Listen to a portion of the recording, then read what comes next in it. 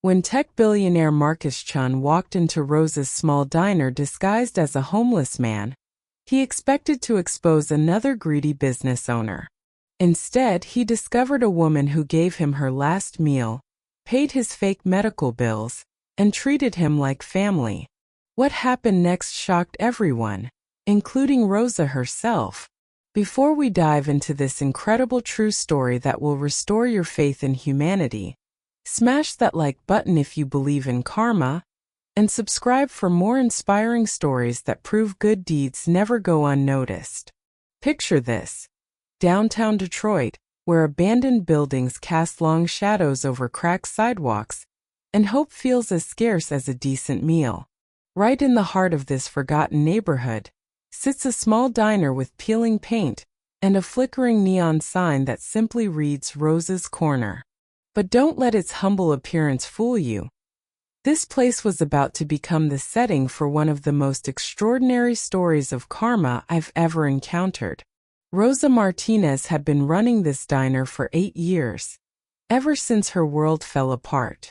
At 45, she carried herself with the quiet dignity of someone who had learned to find strength in the darkest places. Her husband died in a car accident when their daughter Sophia was just 8 years old, and the insurance company found every excuse in the book to deny their claims. Rosa was left with nothing but bills, grief, and a little girl who needed her mother to be everything. But here's what made Rosa different. Instead of becoming bitter, she became kinder. Every morning she'd unlock that diner knowing she could barely afford to keep the lights on, yet she'd still serve free meals to anyone who walked through her doors hungry. When customers couldn't pay, she'd simply say, "Pay it forward when you can." The walls were covered with thank you notes from people whose lives she'd touched during their darkest moments. Sophia, now 16, was everything to Rosa. Brilliant, compassionate, and dreaming of studying engineering at MIT. But they both knew that dream was as unreachable as the stars. College was a luxury they simply couldn't afford. Rosa would lie awake at night, calculating and recalculating their meager finances, wondering how she could give her daughter the future she deserved. Meanwhile, 3,000 miles away in Silicon Valley, Marcus Chun sat in his glass office overlooking the San Francisco Bay. Worth $2.8 billion from his revolutionary tech company, Marcus had everything money could buy, except faith in human nature. You see, Marcus had grown up poor, and his journey to the top had been paved with people trying to take advantage of his success. He'd become cynical, believing that everyone had a price, that kindness was just a mask people wore to get what they wanted. That's when Marcus stumbled across an article about Rosa's diner online. The piece painted Rosa as a local hero, feeding the homeless and supporting her community. But Marcus rolled his eyes as he read it.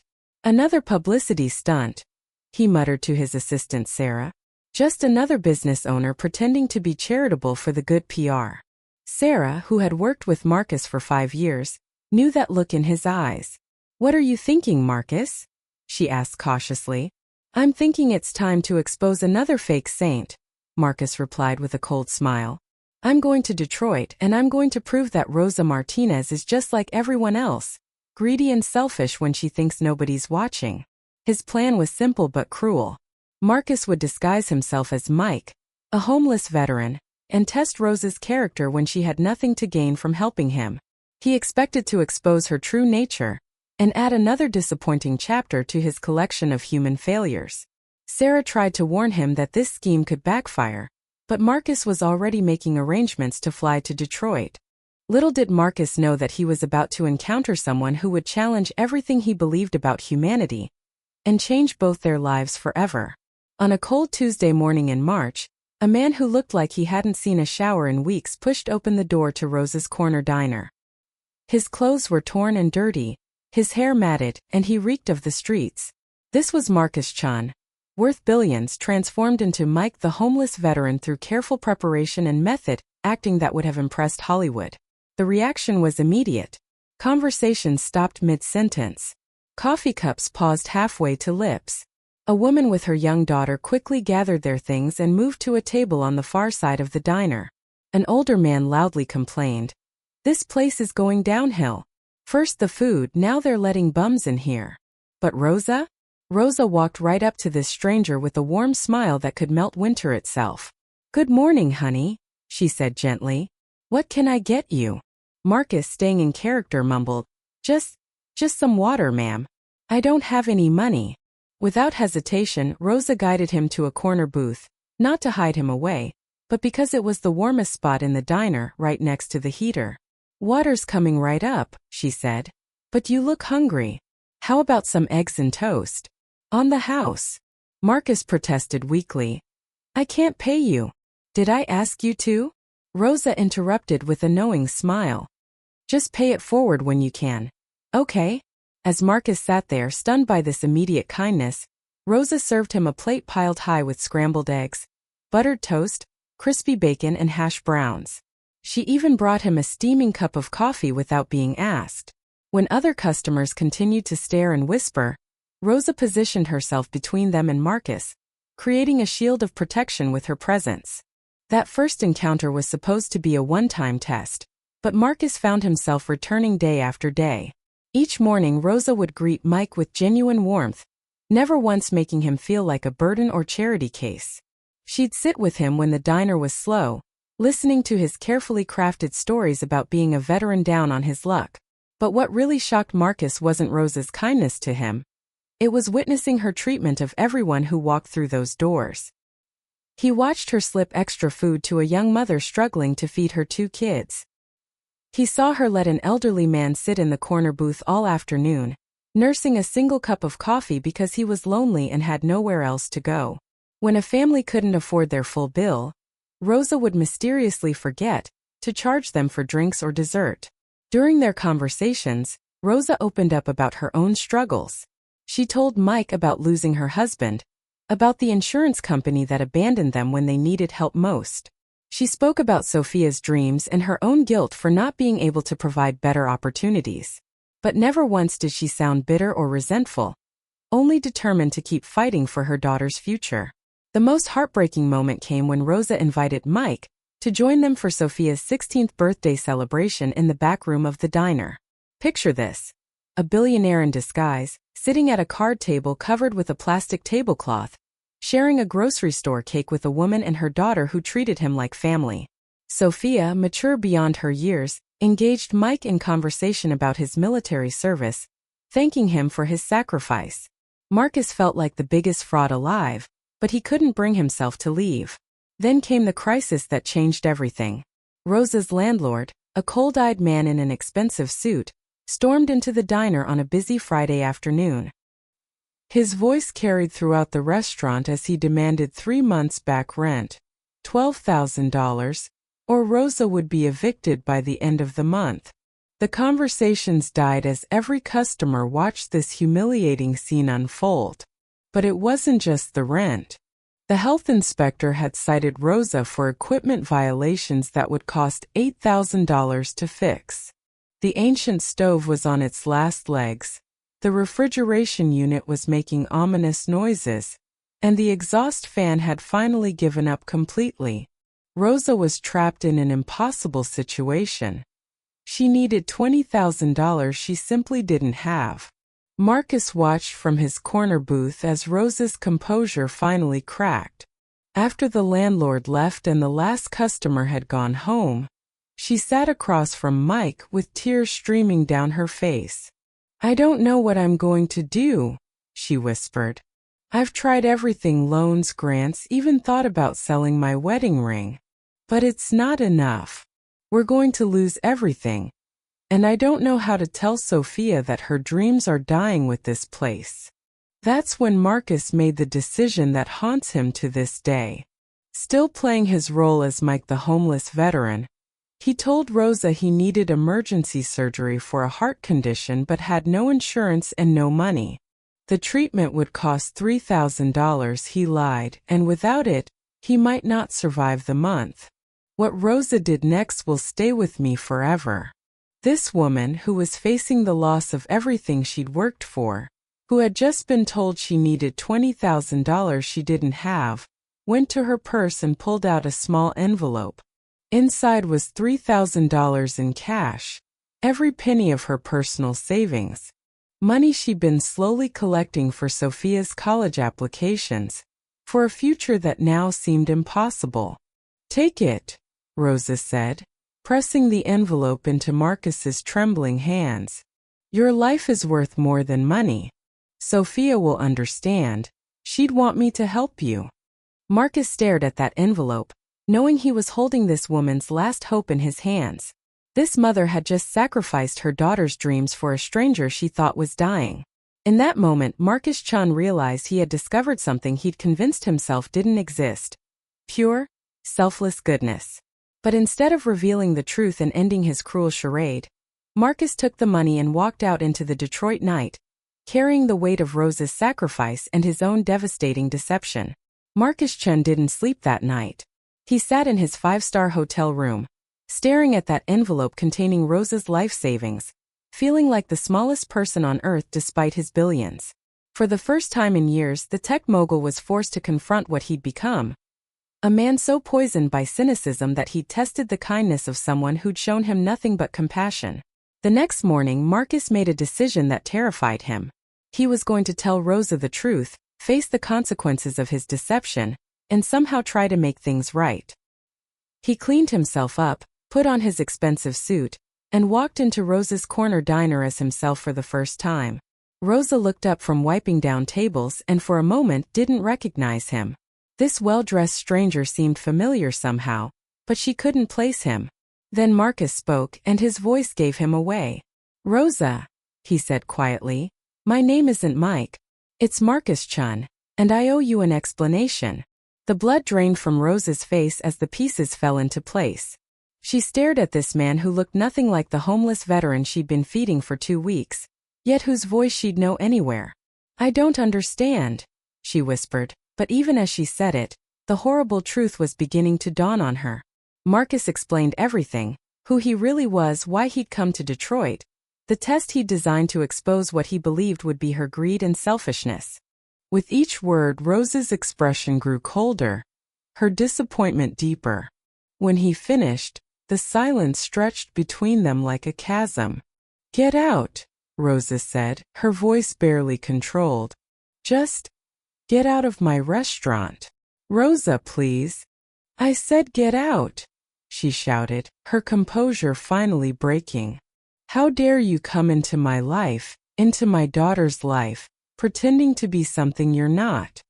How dare you make me care about you just to prove some sick point about human nature?" The few morning customers stared as Marcus stood there, feeling smaller than he'd ever felt in his life. He reached for the envelope containing her $3,000, but Rosa turned away. "Keep it," she said bitterly. "Consider it payment for the entertainment. You got what you came for, proof that some people are stupid enough to trust strangers. Now leave." Marcus left the diner with Rosa's words echoing in his ears, but he didn't leave Detroit. Instead, he called his assistant Sarah and had her fly out immediately. Sarah had been researching Rosa's background for days, and what she discovered would have impressed even the most hardened skeptic. For 8 years since her husband's death, Rosa had been feeding homeless people for free, never once publicizing her efforts or seeking recognition. During the harsh Detroit winters, she'd stayed open late to provide warmth for anyone who needed it. Sarah had found dozens of testimonials from people whose lives Rosa had touched during their darkest moments. A recovering addict who credited Rosa with keeping him alive during withdrawal. A family who lived in their car for 3 months while Rosa fed them daily and helped them find housing. A teenage runaway who Rosa had gently convinced to go back to school. "Marcus," Sarah said as they sat in the hotel lobby, "this woman isn't just kind to homeless people. She's been a lifeline for this entire community. And she's never asked for anything in return." The guilt was eating Marcus alive, but more than that, he was experiencing something he hadn't felt in years: genuine remorse and the desperate need to make amends. Rosa had shown him that his cynical worldview was not only wrong but destructive. She'd proven that pure goodness still existed in the world, and he'd repaid her kindness with deception and cruelty. 3 days later, Marcus returned to the diner. Rosa saw him coming through the window and immediately moved toward the door, clearly intending to turn him away. But Marcus held up a piece of paper, a check that made Rosa freeze in her tracks. "This covers your rent, your equipment repairs, and enough to keep the diner running for the next 2 years," Marcus said through the glass door. "It's not charity, and it's not guilt money. It's an acknowledgement that I was wrong about everything." Rosa reluctantly let him inside, but her arms remained crossed, her expression guarded. "I don't want your money, Mr. Chun. I don't want anything from you." "I know," Marcus replied, "and that's exactly why I'm offering it. Rosa, I came here expecting to find another person pretending to be good for personal gain. Instead, I found someone who embodies everything I'd convinced myself didn't exist anymore. You gave me hope I didn't even know I'd lost." He paused, choosing his words carefully. "But this isn't about me trying to feel better. It's about recognizing that what you do here, the way you treat people, the community you've built, this is something the world needs more of. I want to help you expand it." Rosa stared at the check, then at Marcus. "What are you talking about?" "Partnership," Marcus said simply, not as a billionaire trying to ease his conscience, but as someone who finally understands that true wealth isn't measured in bank accounts. "Help me create Rosa's community kitchen in cities across the country. Show others that kindness and community can coexist with good business." For the first time since learning his true identity, Rosa looked at Marcus without anger in her eyes. Instead, she saw something that surprised her. Genuine humility from a man who clearly wasn't used to being humble. "Why would you do this?" she asked quietly. Marcus smiled sadly. "Because you taught me that the richest people aren't those with the most money. They're those who enrich the lives of others. And Rosa, you're the wealthiest person I've ever met." 6 months later, Rosa stood in the kitchen of her transformed diner, watching Sophia flip pancakes with the confidence of someone who'd grown up in the restaurant business. But everything was different now. The old equipment had been replaced, the dining room expanded, and most importantly, Rosa's model of community-centered dining was spreading across the country. The partnership with Marcus had been rocky at first. Rosa insisted on maintaining majority control of her original diner and equal say in all expansion decisions. Marcus, to his credit, agreed without hesitation. He understood that this wasn't his vision to control.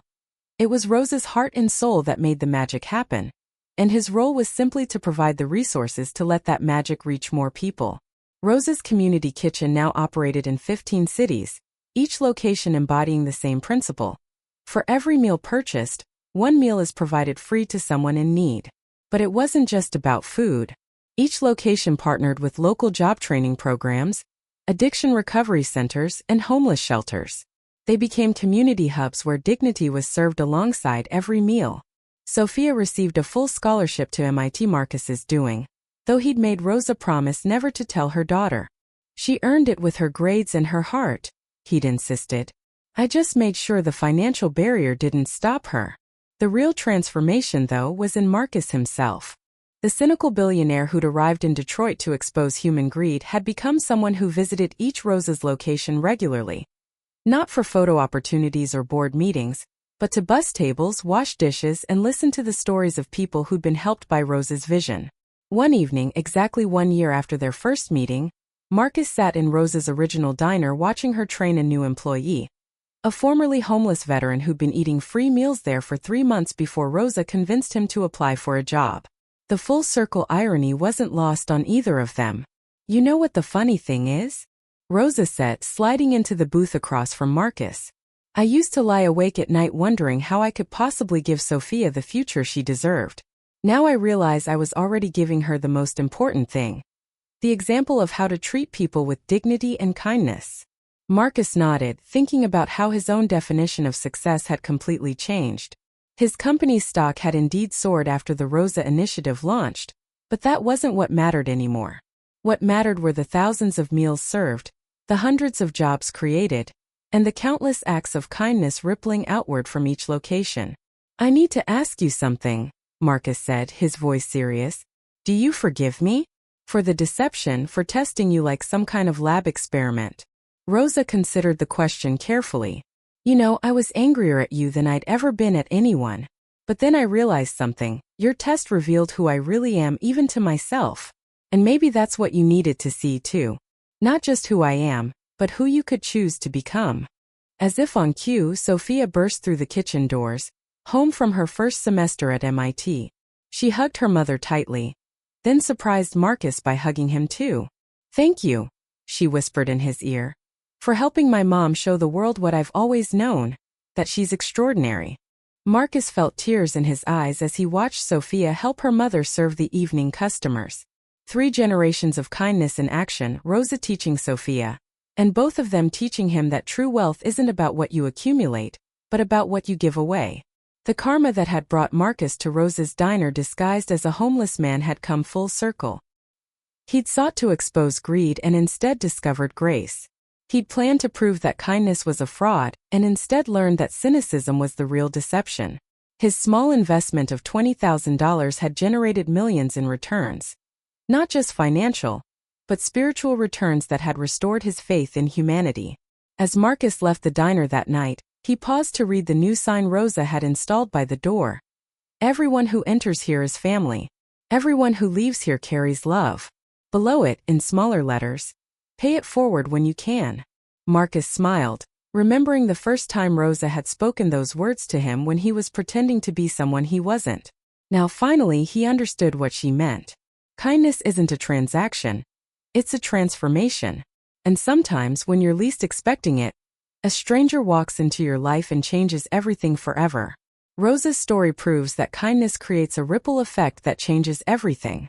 If this story inspired you, hit that like button, share it with someone who needs hope today, and subscribe for more incredible true stories. Remember, you never know who's watching when you choose to be kind. The next time you encounter someone who needs help, ask yourself, will you be like the customers who turned away from a man in need? Or will you be like Rosa, who saw past appearances to the human heart beneath? Because in a world that often seems driven by greed and selfishness, Rosa Martinez proved that compassion is still alive, still powerful, and still capable of transforming lives in ways we never thought possible.